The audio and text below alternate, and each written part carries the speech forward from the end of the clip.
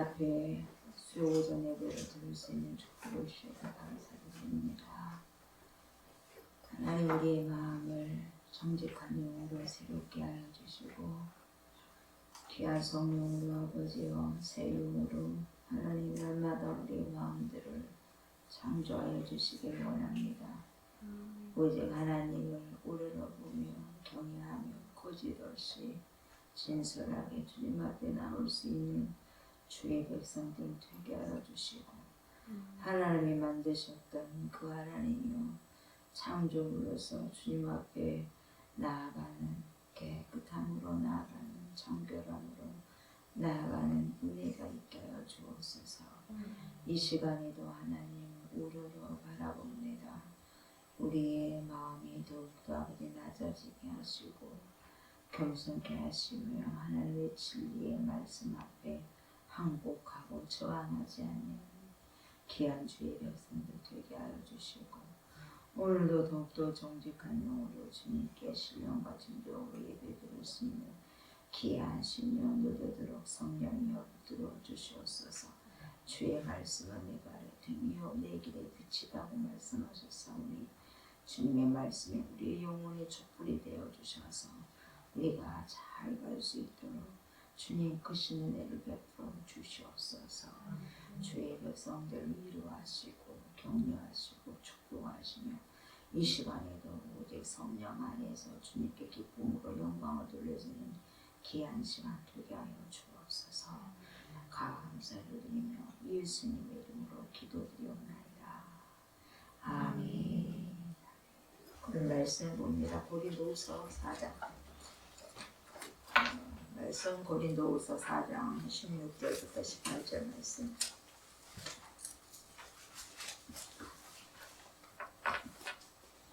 할렐루야. 아멘. 오늘 이 시간도 성령님의 도우심으로 끝까지 승리하시는 시간이 되시기를 기도합니다. 아멘. 성경은 사람을 두 사람이 있다고 합니다. 그 두 사람이 속사람과 겉사람으로 나눕니다. 즉 우리 안에는 한 사람이 아니라 두 사람이 있는 두 인격이 공존합니다. 이 두 사람이 있어 살아가는데 첫 번째 사람이 겉사람이고 두 번째 사람이 속사람입니다. 우리가 주님 앞에 서서 세워져서 영원히 보고 가야 할 사람이 속사람이시요 하나님께서 거하시는 그 사람의 영이 속사람에게 거하신다는 것이지요. 그래서 우리는 무엇으로 구성이 되어 있느냐 하면 겉사람과 속사람으로 구성이 되어 있습니다. 하나님께서 당신 자신과 그분의 영과 그분의 영의 생명을 두신 곳이 바로 겉사람이 아니라 속사람의 하나님의 생명을 우리에게 주셨습니다. 그래서 우리가 속사람이 거듭나고 살아가는 것입니다. 이 속사람 밖에는 겉사람에게 무엇이 있느냐면 우리의 생각이 있고 감정이 있고 의지가 있습니다. 가장 밖에는 우리 전체의 육체인 우리의 몸이 있습니다. 그리고 속사람은 영이 있고 이 가운데 정신이 있고 생각하는 게 있고 혼이 있습니다.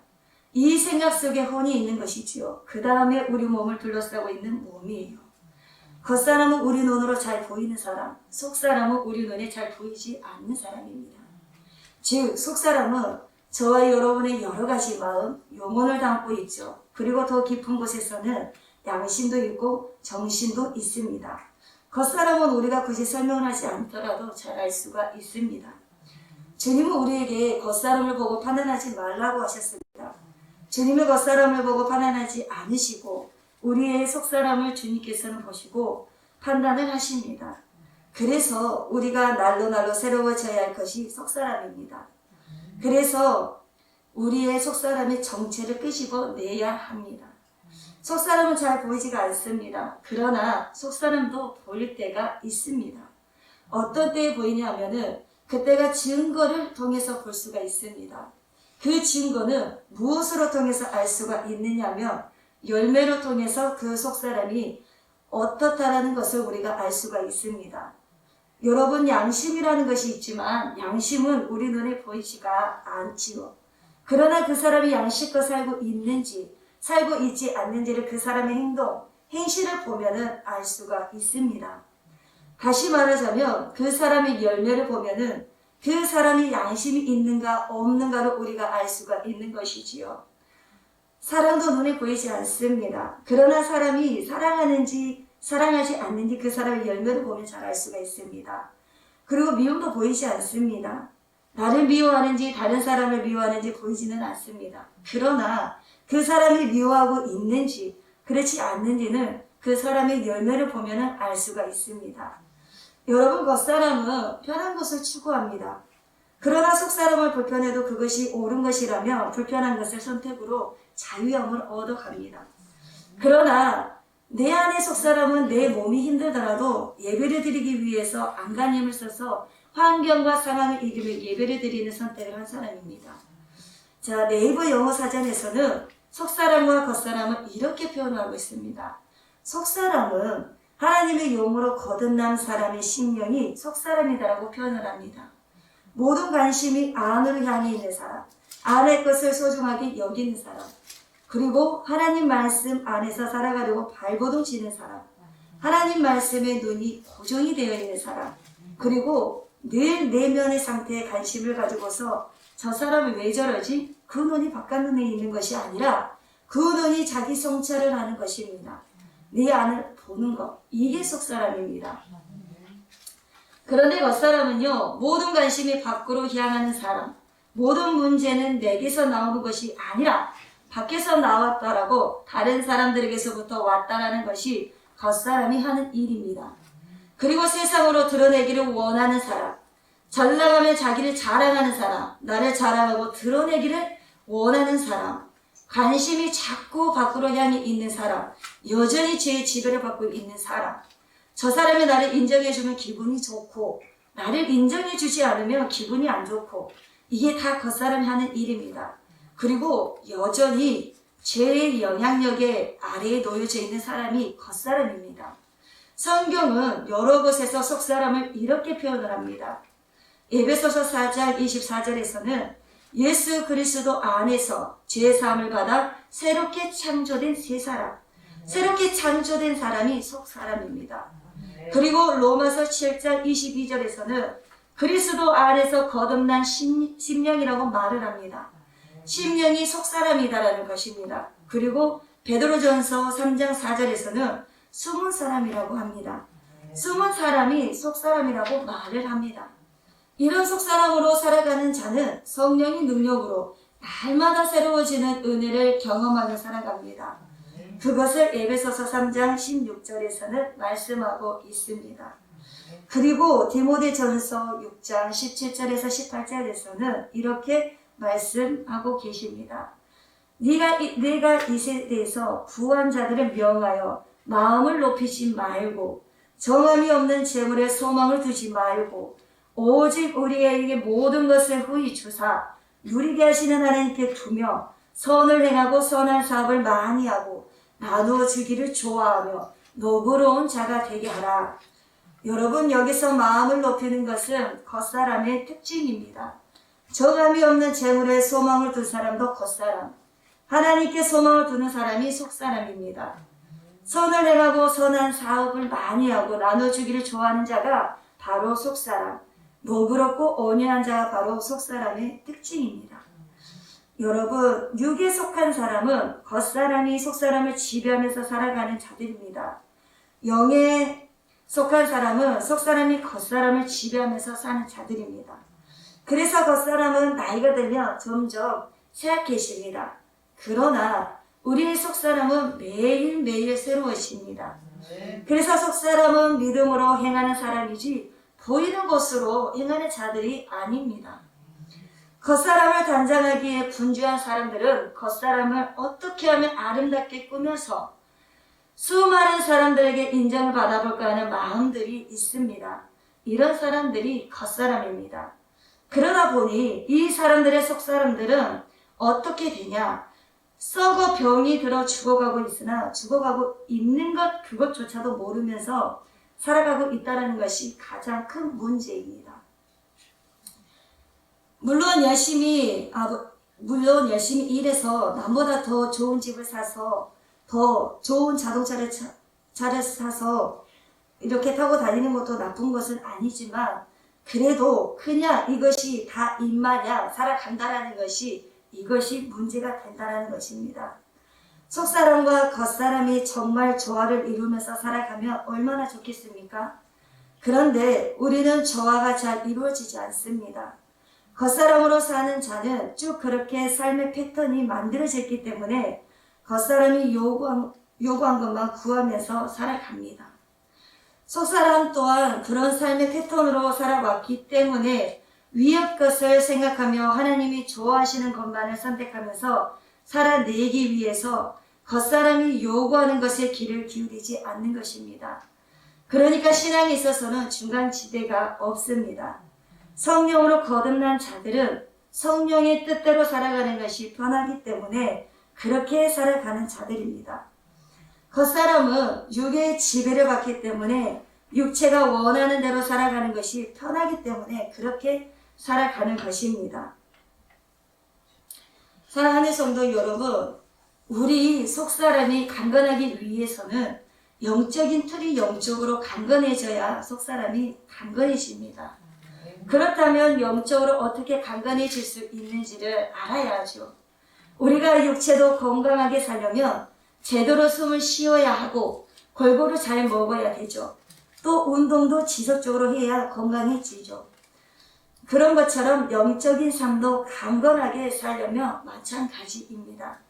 숨을 쉬어야 하는데 쉬지 말고 기도를 함으로 주님과 친밀한 관계가 지속되어야 합니다. 그래야 영적인 산소를 하늘로부터 공급을 받고 편안하게 호흡하면서 숨을 쉴 수 있는 것입니다. 건강하게 호흡을 함으로 영적인 폐활량이 좋아지는 것이지요. 그리고 이 기도와 하나님 말씀을 더욱더 긴장감 있게 단단하게 묶어갈 수 있는 방법은 바로 영적인 운동입니다.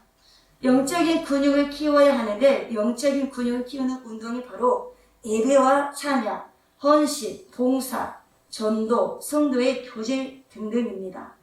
이러한 것들이 잘 어우러지고 조화를 이루어야 우리가 영적으로 바로 서서 갈 수 있고 강건하게 살 수 있는 것입니다. 그래서 나 또한 강건하게 살면서 다른 성도들까지 함께 세울 수 있는 것입니다. 여러분, 이 겉사람은 예수를 믿기 전의 상태입니다. 즉 거듭나기 전에 부활한 속성이 겉사람입니다.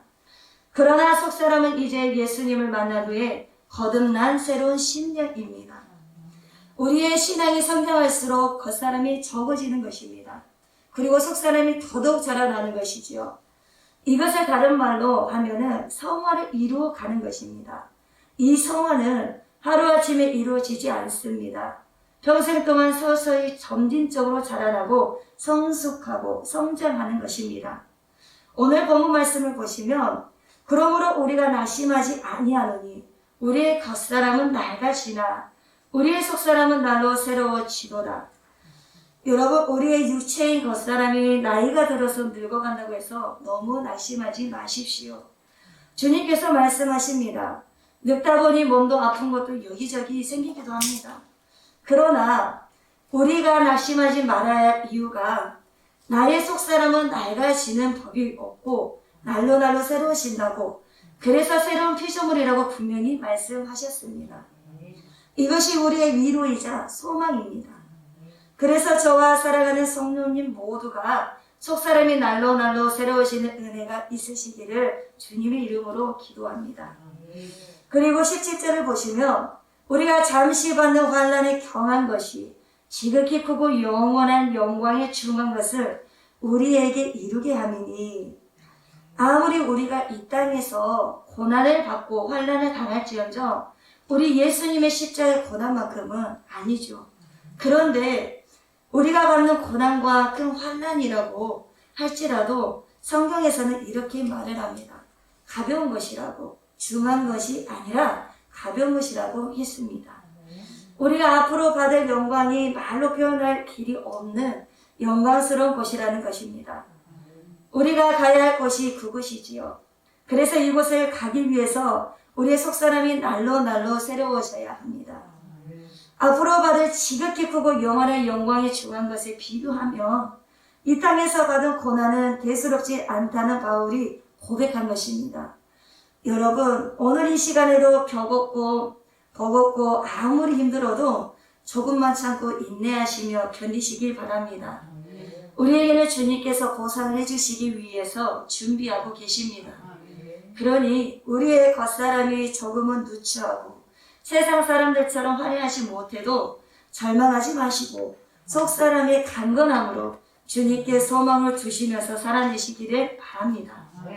그래서 하나님의 사람인 사도 바울은 이렇게 18절을 통해서 아주 담대하게 선포를 합니다. 우리가 주목하는 것은 보이는 것이 아니요 보이지 않는 것이니 보이는 것은 잠깐이요 보이지 않는 것은 영원하니라. 영원하다는 것입니다.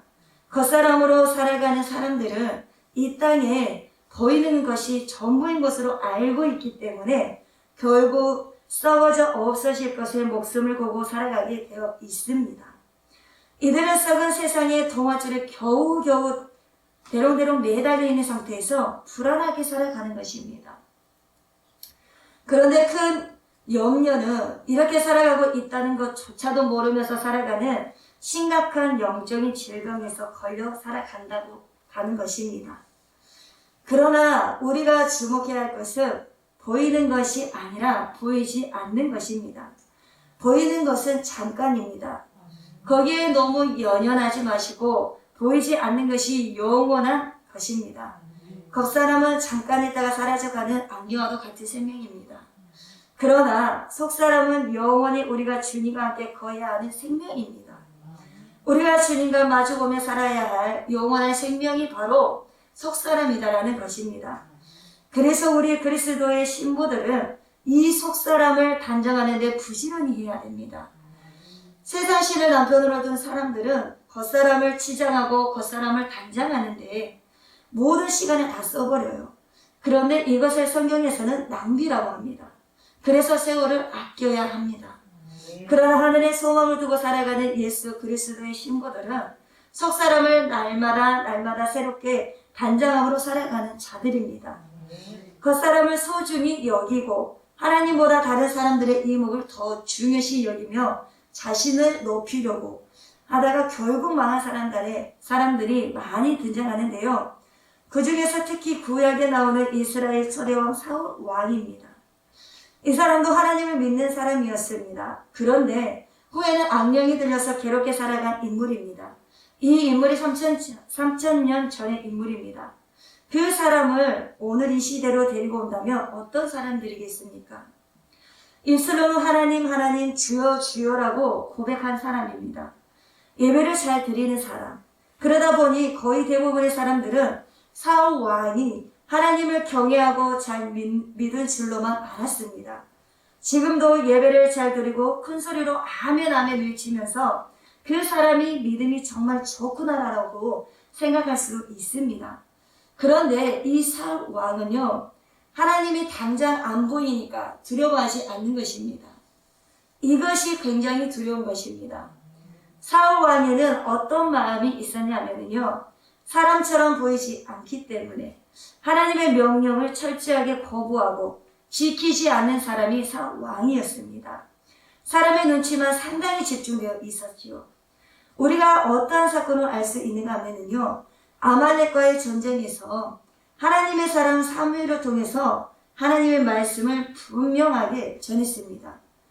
내가 전쟁에서 승리를 하게 되면 가축이든지 사람이든지 남녀노소 구분하지 않고 가축도 좋은 것이든 좋지 않는 것이든지 다 죽이라고 명령을 했습니다.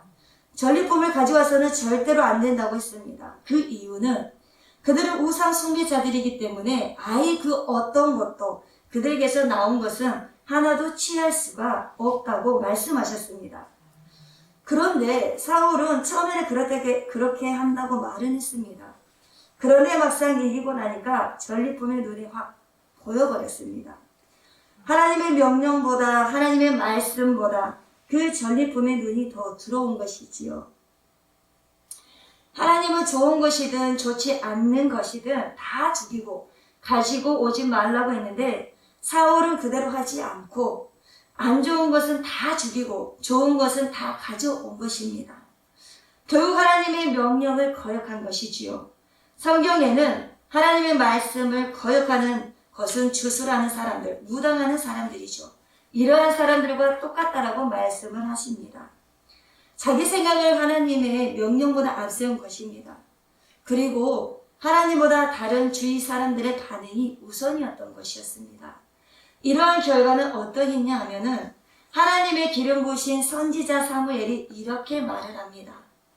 사무엘이 사울에게 이르되 나는 왕과 함께 돌아가지 아니하리니 이는 왕이 여호와의 말씀을 버렸으므로 여호와께서 왕을 버려 이스라엘 왕이 되지 못하게 하셨음이니라고.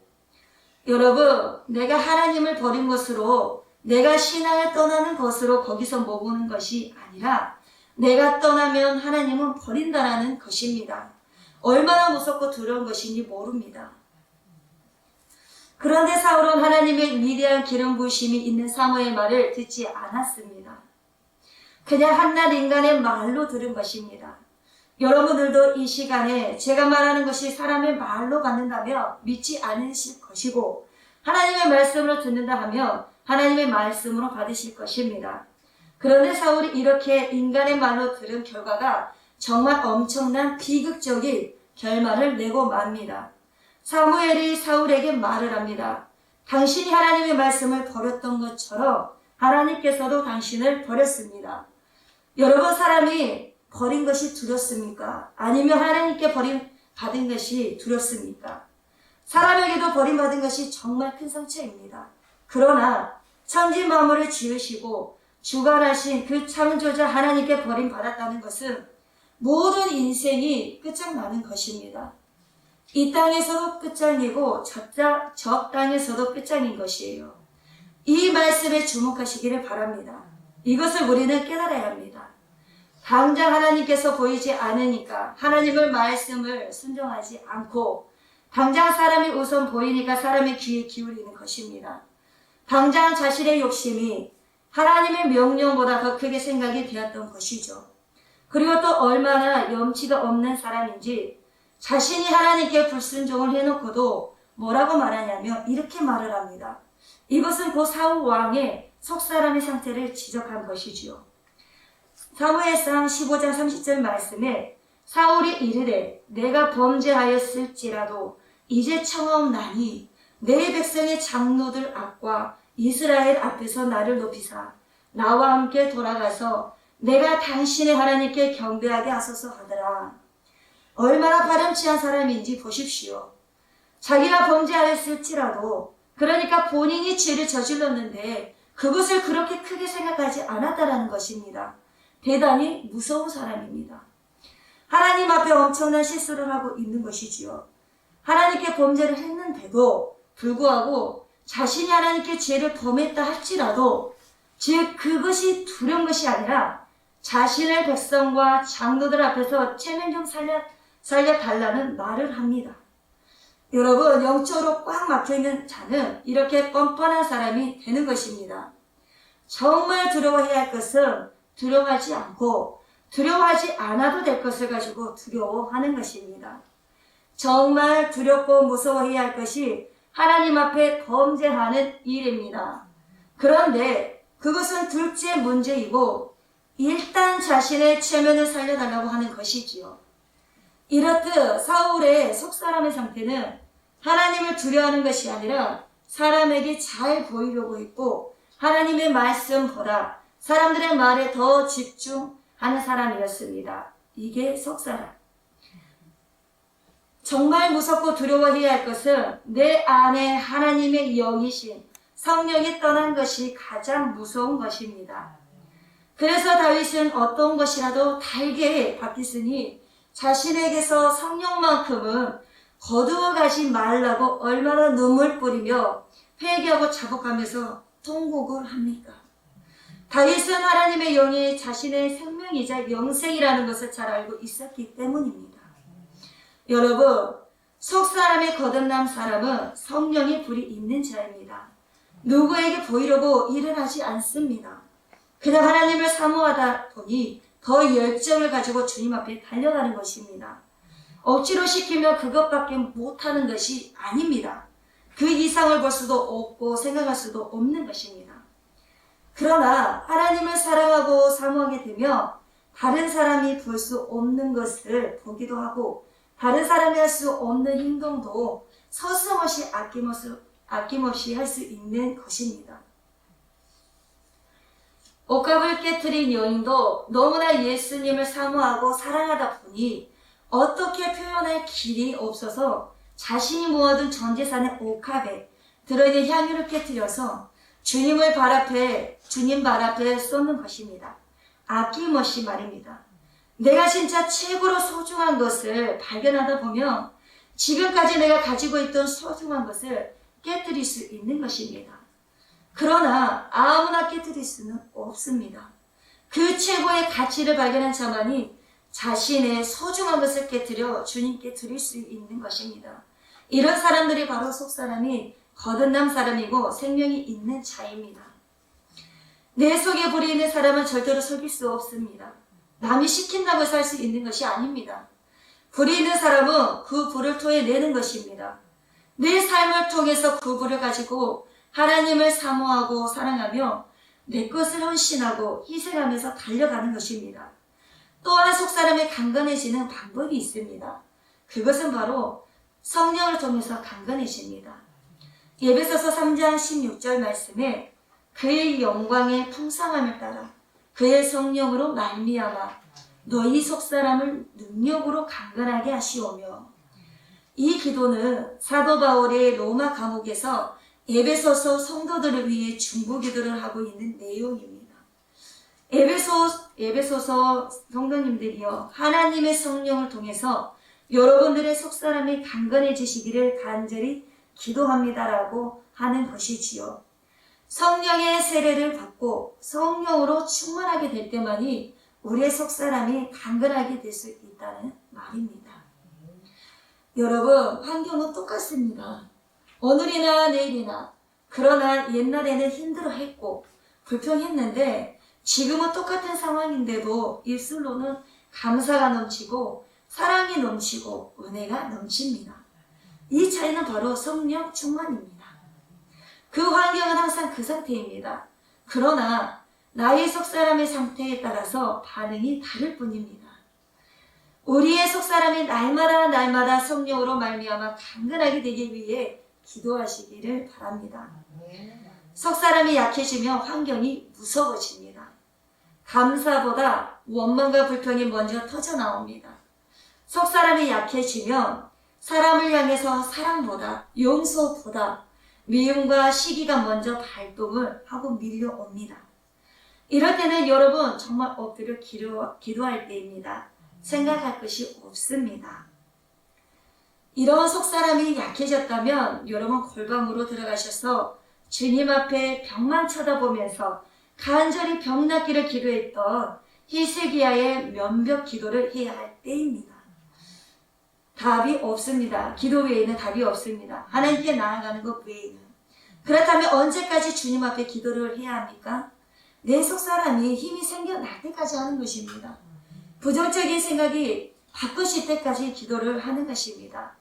위로부터 하나님의 능력이 나에게 입혀질 때까지, 내 마음에서 그 사람을 용서할 때까지, 미워하는 사람이 사라질 때까지, 원망이 사라질 때까지, 탓하는 것이 사라질 때까지, 환경에 대해 두려움이 없어질 때까지 기도를 해야 합니다. 코로나가 무서운 것이 아니라 내 안에 하나님의 영으로 충만하지 못하고 하나님을 신뢰하는 믿음이 부족하기 때문에 두려운 것입니다. 여러분의 속사람이 성령으로 강건하게 되면 이런 모든 두려움에서부터 반드시 승리하게 될 줄 믿습니다. 또한 속사람이 강건하기 위해서는 우리 예수님께서 내 속사람 안에 함께 거하셔야 됩니다.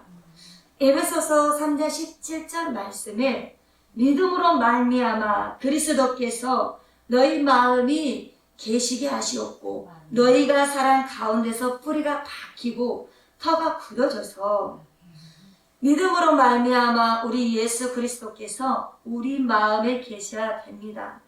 예배당 안에서 예배를 드리고 찬송하고 기도하고 말씀을 보고 듣고 하는 것은 겉사람입니다. 예배 후에 여러분들이 가족으로 돌아가서 여전히 화목하지 못하고 원망하고 감사보다 불평하고 흉이나 보고 있고, 그렇다면 아직 속사람이 바뀌지 않은 것입니다. 여기서는 정말 천사처럼 주님께 기도하고 찬송도 하고 예배도 드리지만 집으로 향한 동시에 감추었던 발톱들이 드러내는 것입니다. 이 모습이 바로 저와 여러분들의 속사람인 것입니다. 이것까지 지켜야 합니다. 이런 행동들이 바로 여러분들의 속사람의 현실이자 현주소인 것입니다. 나를 너무 높게 평가하지 마십시오. 여기서 은혜 받고 집에 돌아가자마자 다 은혜를 쏟아버리는 어리석은 삶을 그만 살아야 됩니다. 우리 주 예수 그리스도를 내 속사람에게 모시고 끝까지 강건하게 지켜나가야 합니다. 속사람의 성장은 그 개인차가 있습니다. 큰 사람이 있고 거의 보이지 않을 정도로 작은 사람이 있습니다. 사람의 영적인 발전, 즉 속사람의 발전은 무한하다고 볼 수 있습니다. 그 이유는 속사람을 새롭게 하고 더 성장하게 하시는 분은 성령 하나님이시기 때문입니다. 성령의 역사는 우리가 제한할 수 없습니다. 속사람의 크기는 날마다 커가고 새로워진다고 볼 수 있지요. 그래서 성령의 사람은 어제가 오늘이고 오늘이 내일이고 이렇게 살아가지 않습니다. 늘 하루하루가 새로운 날이라는 것을 알고 감격하며 주어진 하루에 대해서 최선을 다하며 감사함으로 살아내는 자가 바로 속사람입니다. 속사람이 아직 미성숙한 자는 어떤 자극에도 쉽게 동요되어 경솔하게 반응을 하는 사람이 있습니다. 그러나 속사람이 성숙한 사람은 큰 공격이나 실언에도 미동하지 않고 의연하게 대처하는 사람입니다. 언어의 내용이나 표현에 있어 그 경박함을 쉽게 드러내는 사람은 속사람 자체가 작다고 볼 수 있습니다. 속사람이 큰 사람은 상대방이 어떻게 나오든 간에 흔들리지 않고, 속사람은 그 깊이와 크기, 강함, 아름다움 등등에 있어서 발전이 한계가 없습니다. 겉사람은 기뻐하는데 속사람은 울 때도 있습니다. 겉사람은 슬퍼하는데 속사람은 기뻐할 때도 있습니다. 예를 들면 겉사람은 이렇게 평일날에도 주일날에도 우리가 롯데월드나 캠핑 같은 데를 가고 싶어 합니다. 그러나 속사람은 교회로 바르려 하는데 더 집중을 합니다. 찬양과 율동을 할 때도 겉사람은 이렇게 반응을 합니다. 부끄럽게 무슨 율동이야. 채통 없이 얌전하게 찬양하는 것이 좋은 것이지. 그러나 속사람은 감동의 눈물을 흘리면서 손을 들고 찬양하고 온몸으로 율동을 하며 뛰며 춤을 추며 찬양을 합니다. 물론 겉사람과 속사람이 함께 기뻐할 때도 있습니다. 그러나 우리 믿는 사람들은 속사람의 귀를 기울여 반응을 해야 합니다.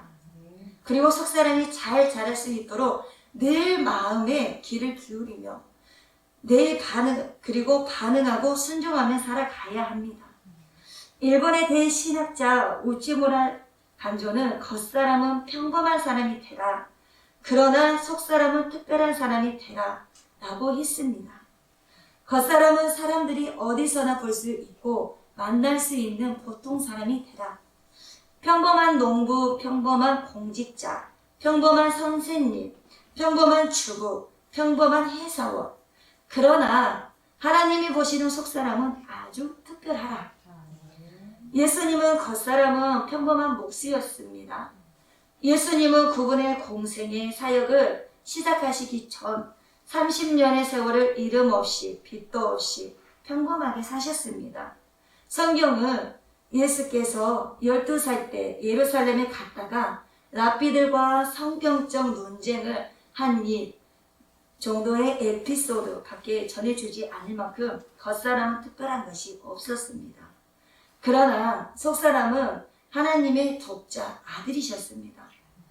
겉으로는 다른 사람과 달리 보이려 하지 말고 평범함을 유지하되 오직 안으로는 하나님의 빛을 품어서 어두운 세상을 그 빛으로 비추는 사람이 되어야 합니다.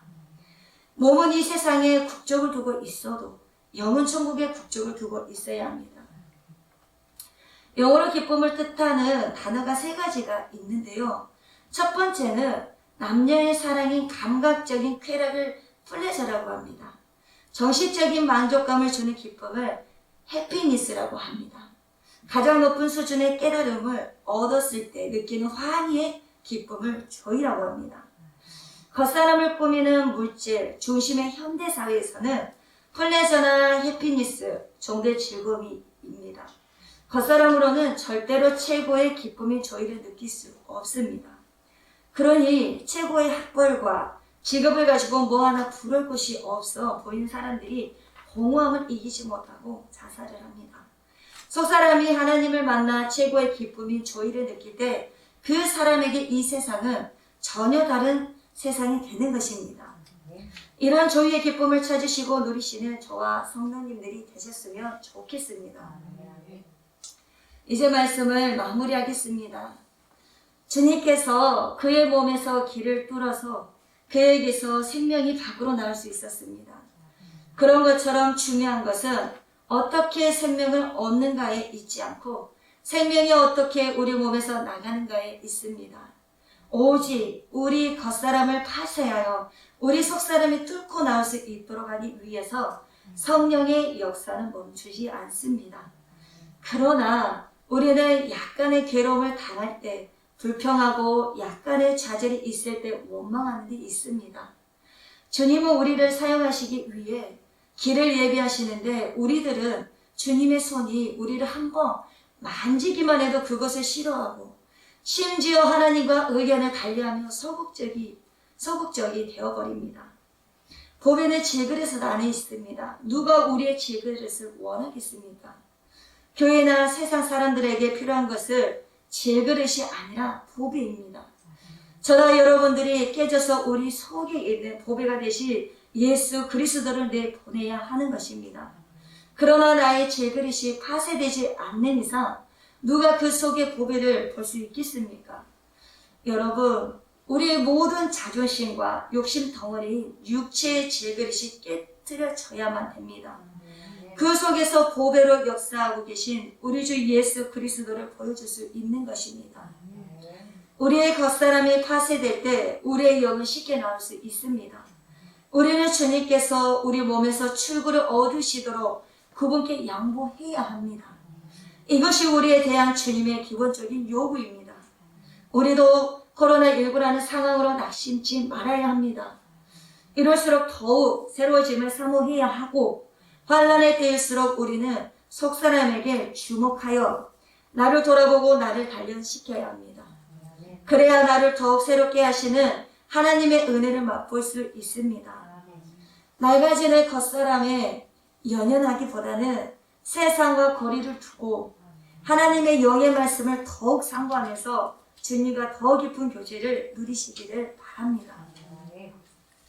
결국은 환난에 경한 것이 속히 지나감으로 영원하고 한량없는 영광을 경험하게 될 것입니다. 우리가 주목해야 할 것은 속사람의 강건함이며 날마다 새롭게 하시는 하나님의 섭리이심을 믿으시기를 바랍니다. 사랑하는 성도 여러분, 우리의 인생 여정은 결국 겉사람과 속사람의 싸움인 것입니다. 우리가 속사람이 승리하고 이길 수 있는 방법은 그리스도로 덧입어야 하고 날마다 위의 것을 구하면서 살아가야 합니다. 땅의 것은 결국 다 사라지게 됩니다. 우리의 욕심도 결국은 낡아져서 흙으로 돌아가게 될 것입니다. 그러나 영원히 남는 것은 우리의 속사람입니다. 날로 새로워지고 더 강건해질 수 있습니다. 우리 주님을 맞이하실 때는 속사람이 이렇게 강건한 상태에서 맞이하시는 저와 여러분들이 다 되시기를 주님의 이름으로 간절히 기도합니다. 기도하시겠습니다. 전능하신 사랑의 하나님, 오늘도 귀한 새날을 허락하여 주심으로 낡아 썩어질 겉사람을 속사람이 위의 것을 생각하며 하나님이 좋아하시는 것만을 선택하면서 자유함을 받아 겉사람이 요구하는 것에 귀를 기울이지 않도록 하나님의 말씀을 주야로 먹으며 묵상하며 하늘의 소망을 품고 갈 수 있도록 인도하여 주옵소서. 주님의 새 힘과 능력으로 우리의 삶이 버겁더라도 보이지 않는 영원한 것에 소망을 품으며 지극히 크고 영원한 영광을 바라보며 승리할 수 있도록 인도하여 주옵소서. 주님께서 허락하신 귀한 삶 속에서 겉사람과 속사람의 싸움에서 우리가 속사람이 승리하고 이겨나갈 수 있도록 그리스도로 덧입혀 주시며 오늘도 날마다 위의 것을 구하며 우리의 속사람이 새로워지고 강건하여져서 주님을 맞이할 수 있는 은혜로 인도하여 주옵소서. 감사를 드리오며 예수 그리스도 이름으로 기도합니다. 아멘. 주기도문으로 예배를 마치도록 하겠습니다. 하늘에 계신 우리 아버지여, 이름이 거룩히 여김을 받으시오며 나라가 임하시오며 뜻이 하늘에서 이루어진 것 같이 땅에서도 이루어진다. 오늘 우리에게 일용할 양식을 주시옵고 우리가 우리에게 죄 지은 자를 사하여 준 것 같이 우리 죄를 사하여 주시옵고 우리를 시험에 들게 하지 마시옵고 다만 악에서 구하시옵소서. 나라와 권세와 영광이 아버지께 영원히 일사옵나이다. 아멘.